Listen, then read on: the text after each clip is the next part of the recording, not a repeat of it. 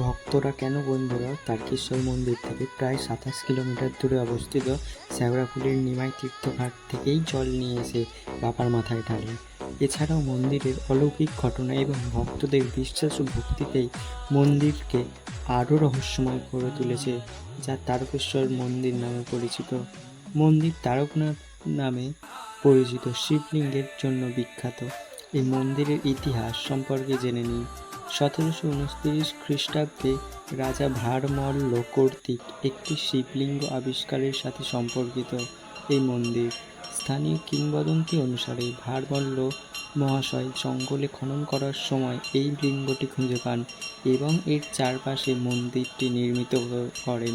শোনা যায় বন্ধুরা, শ্রী রামকৃষ্ণ পরমহংসের সারদা দেবীও এই মন্দিরের পূজা দিতে এসেছিলেন। বন্ধুরা, তারকেশ্বর মন্দির, যা বাবাধাম নামেই পরিচিত এবং পশ্চিমবঙ্গের একটি প্রধান তীর্থস্থান, যা হুগলি জেলার তারকেশ্বরে অবস্থিত রয়েছে।